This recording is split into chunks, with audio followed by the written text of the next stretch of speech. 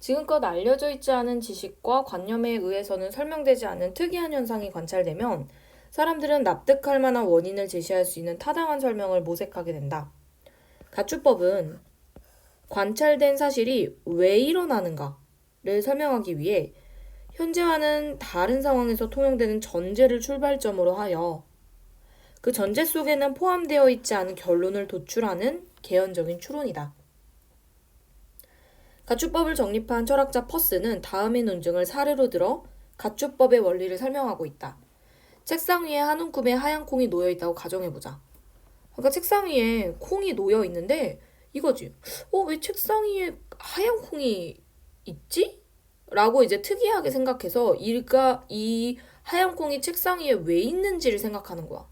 그리고 나서 그 이유를 찾고자 하는 사람이 그 콩 옆에 놓인 자루를 보고 이 콩들은 이 자루에서 나왔다라는 결론을 도출하는 과정을 가축법이라고 본 거예요. 그러면 관찰된 사실이 지금 이거잖아. 책상 위에 있는 한 움큼의 하얀 콩. 그게 왜 책상 위에 있지? 를 설명하기 위해 이 책상의 상황과 다른 상황에 놓인 전제. 그게 뭐냐면 콩 옆에 놓인 자루야. 그리고 나서 결론. 이 콩들은 여기 자루에서 나왔나 보다. 라고 이끌어낸다는 거죠. 하지만 전제 속에 포함되어 있지 않은 결론을 도출한다는 건 이 콩들은 이 자루에서 나왔다라는 결론을 도출한다고 해서 이 콩들은 이 자루에서 나왔다는 결론이 이 자루에 들어있는 콩은 모두 하얗다라는 전제 안에 이 말이 포함되어 있는 건 아니잖아요. 다시 이 자루에 들어있는 콩은 모두 하얗다라는 전제 안에 이 콩들은 이 자루에서 나왔다라는 말이 포함된 건 아니잖아. 그래서 지금 전제 속에는 포함되어 있지 않은 결론을 새롭게 이끌어낸다. 이렇게 본 거고 이거를 밑에 있는 A와 연결지어서 보면 이 콩들은 하얗다. 이게 여기서 따지면 관찰된 사실이라고 말할 수 있겠지. 그리고 현재 상황과 다른 상황에서 이미 통용되는 전제. 그게 바로 여기서는 규칙이겠죠. 그리고 전제 속에는 포함되어 있지 않은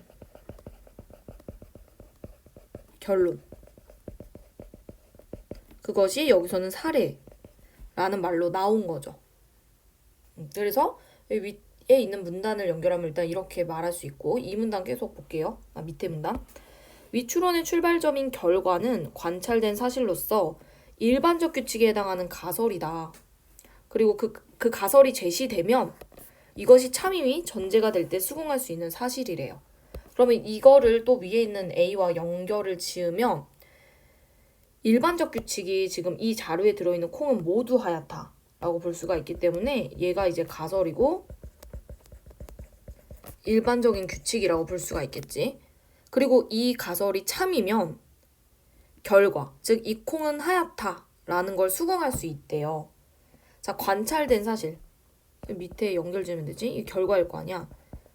이 콩들은 하얗다라는 결과는 참임이 전제된 규칙, 즉 이 자루에 들어있는 모든 콩은 하얗다라는 것과 결합이 됨으로써 규칙의 한 사례가 된대요. 그러니까 얘네 두 개가 결합을 해서 이 디귿의 하나의 사례가 된대. 이 콩들은 이 자루에서 나왔다 라는 그 말에 사례로서 결과와 규칙이 결합이 된다는 거지. 책상 위에 놓인 콩을 보고 이상하게 여긴 사람이 왜 책상 위에 하얀 콩이 있지? 라는 그 이유를 찾는 과정에서 콩 옆에 자루를 보고 자루 안의 콩이 모두 하얗다라는 가설을 세우고 이게 곧 규칙이죠. 위에 따르면. 그리고 이것이 참임이 전제될 때 책상 위에 하얀 콩은 이 자루에 든 콩의 일부임을 알게 된다. 즉 규칙의 한 사례.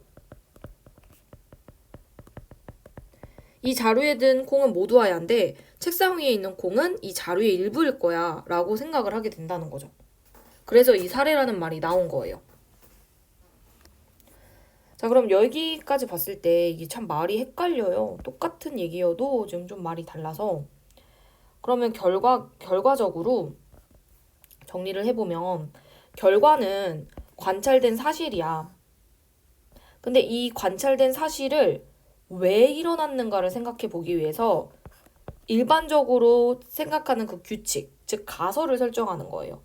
그 현상의 이유를 탐색하는 과정에서 새롭게 설정한 가설 혹은 전제라고 보면 돼, 규칙은. 그리고 나서 이거 두 개를 결합시켜서 나온 사례가, 즉 결론이 이 콩은 이 자료에서 나왔다라는 거지. 하지만 이 사례, 즉 결론은 두 개의 결합, 전제가 될 때, 두 개의 결합이 될 때 책상 위의 하얀 콩은 이 자료에 든 콩의 일부임을 알게 된다. 즉 사례의 일부이다 라고 본 거죠. 규칙의 한 사례. 사례라는 말이 나와서 좀 헷갈렸어. 규칙의 한 사례가 이제 결합된 거라고 본 거죠. 퍼스는 연역 및 기납법과의 비교를 통해 가축법의 특징을 구체화했는데, 연역법은 규칙을 특정한 사례에 적용하여 결과를 도출한다. 자, 지금 이 말을 또 연결지어서 생각해야 돼. 연역법은 규칙이 먼저고 그 다음에 사례, 그 다음에 결과라는 거지. 이거를 이제 다시 똑같은 말로 정리를 해보면 이렇게 되는 거죠. 연역은 먼저 이 자료에 들어있는 콩은 모두 하얗다라는 규칙을 먼저 제시를 하고, 이거에 대한 사례로 이 콩들은 이 자료에서 나왔다라고 보고 결과, 고로 이 콩들은 하얗다라는 순서로 간대. 그런데 이거는 추론의 결과가 규칙의 해설이 되는 해설적 추론으로서 새로운 지식 형성은 안 된대요. 반면 귀납은 특정한 사례와 결과로부터 규칙을 이끌어낸대요. 그럼 이거는 굳이 이 말로 따지자면 이 콩들은 이 자료에서 나왔다. 이 콩은 하얗다. 고로 이 자료에 들어있는 콩은 모두 하얗다. 라고 이끌어낼 수 있다는 거지. 그래서 특수 사례에서 얘는 일반으로 향하는 확장적 추론이래요. 연역법과 달리 결과의 오류 가능성을 포함하고, 퍼스에 의하면 가축법은 한 유형의 사실,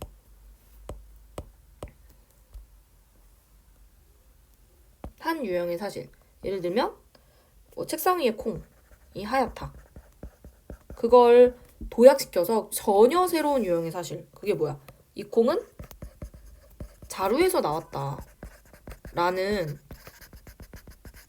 사실을 도출하는 방식으로 귀납법과 마찬가지로 확장적인 추론에 해당합니다. 하지만 귀납법은 주어진 사실들의 집합으로부터 유사한 사실들을 추론해낼 뿐임에 반해 가축법이야말로는 진정한 지식의 확장에 기여한다고 합니다. 네, 그 다음 더 볼게요. 가설의 형태로 제시되는 규칙은 추론의 과정에서 설정되는데 보편적이고 일반적인 진리로서 주어지는 연역법의 규칙과는 성격을 달리한다. 가축법에서의 규칙은 자연법칙, 일반적 진리, 경험 등을 규칙의 자리에 둘 수 있다고 하여 가축법의 규칙 범주에는 경험적 근거, 직관, 특수 상황에서만 인정될 수 있는 진리 등이 포함이 된다. 그러면 이거는 여기 위에 나오는 연역법과의 또 차이점이죠. 연역법의 규칙과 가축법의 규칙의 차이점과 그 다음에 방금 귀납법과 가축법의 공통점을 좀 제시를 했던 거지. 그는 또한 관찰된 사실과 설정된 가설의 결합. 요 가설은 저 위에 말로 따지면 규칙이죠. 요거는 결과고. 이것의 둘의 결합은 다루는 대상들의 동일성과 유사성에 기인한다. 지금 보면 결과나 규칙이 서로 결합이 될 수 있는 이유는 하얗다라는 동일성이 있어요. 이런 동일성에 의해서 얘네 둘이 결합을 해서 사례라는 결론을 또 이끌어내는 거지. 이로 인해 연역법이나 귀납법과 달리 가축법은 전제로부터 필연적으로 기결되는 결과 이상의 것을 제한할 수 있으며, 어째서 그러한지를 설명할 수 있는지에 의해 추론의 목적 달성 여부가 판단된다. 즉, 왜 책상의 콩이 하얀가?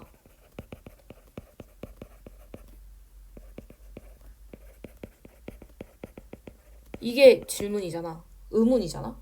근데 그게 왜 일어났어? 결과적으로 그 책상에 있는 자루에서 나왔기 때문에. 이렇게 그 이유에 대해서 말할 수 있기 때문에 의의가 있다라고 보는 거죠. 마지막 문단은 안 봐도 될 것 같고. 자, 1번. 우열을 판단하고 있진 않고요. 역사적 변화나 현대적 의의 뭐 이런 건 아니고, 전문가 평가 없고, 방식의 한계를 지적한 건 있는데 뭐 새로운 방식의 가능성 암시는 없고요. 5번이죠. 자, 2번 문제를 볼게요. 기업과 니은은 동일한 속성을 공유한다. 네, 둘이 공유하는 속성이 뭐냐면 하얗다예요. 하얗다. 그래서 얘네 둘이 결합해서 결론을 이끌어낸 거지. 1번은 맞고. 그 다음 니은이 참이 전제될 때 기억을 수긍할 수 있다. 이것도 가설, 즉 니은이 참임이 전제가 되면 결과, 즉 앞에 있는 이 콩들은 하얗다라는 걸 수긍할 수 있다라고 나와 있죠. 2번도 맞습니다. 그 다음 결과와 규칙이 결합되어 도출된 사례는 기억을 니은의 사례로 귀결시킨다. 여기 이게 결과잖아. 기억과 니은이 결합됨으로써 규칙의 한 사례, 즉 니은의 사례로 귀결시키죠. 요거를 조금 쉽게 이해하려면 써줄게. 기억과 니은이 결합됨으로써 결국에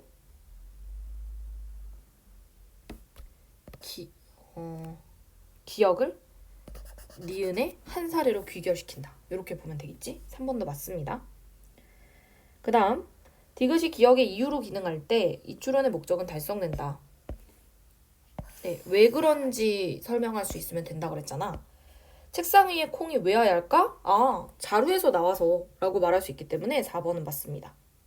자, 5번이 정답인데 디귿은 결국에 얘네 둘이 결합해서 나온 거고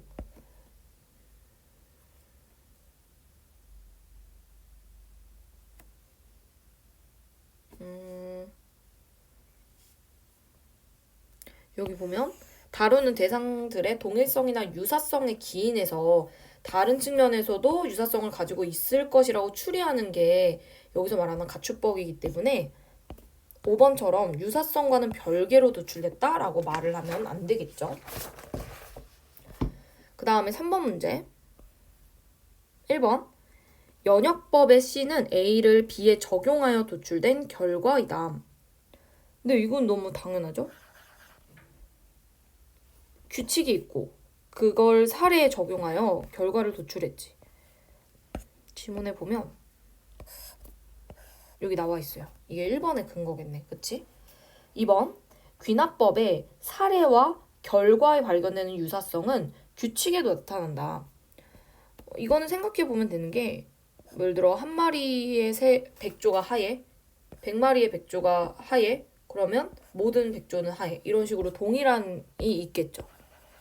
연역법은 해설적 추론으로서 범위 이상의 지식을 도출하지 못한다. 네, 연역법의 한계는 해설적 추론이기 때문에 귀납이나 가축법과는 달리 새로운 지식의 형성으로 이어지진 않는다고 했어요. 그래서 3번은 맞고요. 연역법의 규칙과 달리 가축법의 규칙에는 경험적 근거, 직관, 특수상황에서만 인정될 수 있는 진리 등이 들어간다 라고 나와 있어요. 이 3문단이 나와 있었죠? 그럼 5번이 이제 정답인데 조금 헷갈렸죠? 자, 귀납법은 부분에서 전체로 간다라고 볼 수 있어요. 확장적 추론. 그러니까 둘 다 확장적 추론인 건 맞는데 귀납이 부분에서 전체로 확장이 된다는 점에서 확장적 추론이라면 가축법은 한 유형의 사실들로부터 전혀 새로운 유형의 사실을 도출한다는 점에서 확장적 추론인 거지 특수 사례에서 일반으로 향하는 건 아니에요. 그건 귀납이에요. 그래서 지금 이게 왜 정답이냐면 확장적 추론은 맞는데 얘가 부분에서 전체로 향하는 게 아니에요. 가축법은 한 유형의 사실로부터 새로운 유형의 사실로 가기 때문이야. 이게 무슨 말이냐면 여기서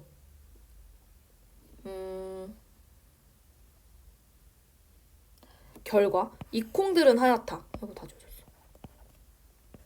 이 콩들은 하얗다라는 결과에서 규칙 이 자루에 든 콩은 모두 하얗다. 얘네가 결과가 부분이고 규칙이 일반 사례냐고.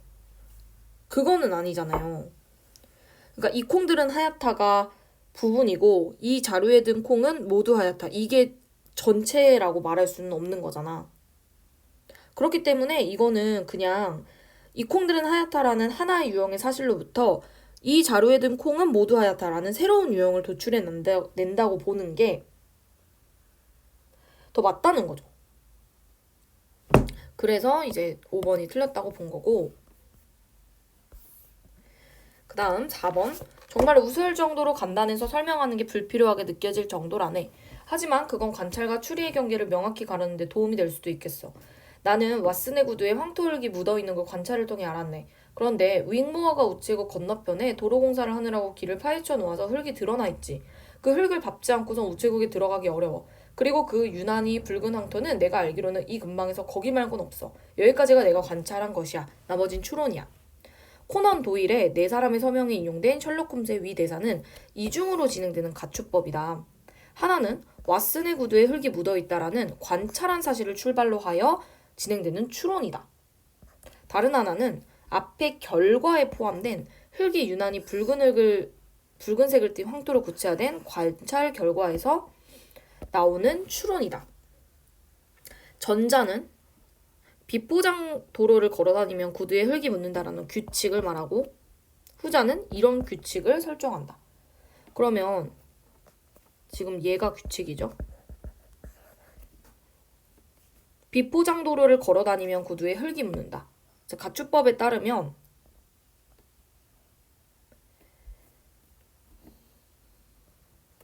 어떤 결과와 규칙을 결합해서 사례를 만들어내는 건데, 지금 규칙이 빛보장 도로를 걸어다니며 구두에 흙이 묻는다래. 그리고 이거에 대한 결과가 앞에 결과라고 나와 있잖아. 그러면 왓슨의 구두에 흙이 묻어있다. 이게 결과겠네요. 그렇죠? 그러면 이 결과에 따른 규칙이 빛보장 도로를 다니면 구두에 흙이 묻는다 라고 연결이 된 거고, 그 다음에 다른 하나는 앞의 결과에 포함된 흙이 유난히 붉은색을 띈다. 그러면 얘가 두 번째 결과네.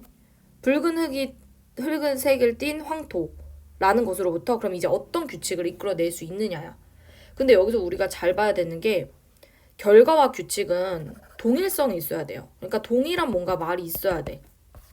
그래서 이 붉은 흙과 관련된 동일한 말이 1, 2, 3번에 있어요. 그러니까 단순히 흙이 드러나 있다 말로는 앞에 있는 결과와 동일하다라고 볼 수 있는 게 없다는 거야. 후자에서 설정된 규칙은 전자의 그것과 달리 홈스의 경험적 근거에 의지하며 특수성이 강하다. 전자의 추론에서 결과와 규칙이 지닌 무엇이라는 유사성에 기반했다. 그러면 지금 여기서 요구하는 건 전자의 추론에서의 결과, 그리고 전자의 추론에서의 규칙, 얘네 둘 사이에 공통점이 뭐냐고, 어떤 유사성이 있냐고. 흙이 묻어 있다잖아요. 그러니까 정답은 3번이 가장 가깝다고 본 겁니다. 그래서 이거는 결과라는 말과 규칙이라는 말을 잘 잡아서 동일성에 기반해서 찾아야 하는 것이었죠. 정답 5번은 1번이었고요. 그때그때 사정과 형번에 따라 처리된다가 아니라 일반적으로 쓰이다, 이런 의미죠. 네, 그래서 요즘은 살짝 좀 어려웠던 것 같아요. 그래서 여러 번 읽어보면서 자기 스스로 어디를 놓쳤는지를 확인하는 것이 중요할 것 같고요. 이 지문의 주제는 퍼스가 제시한 가축법의 추론 방식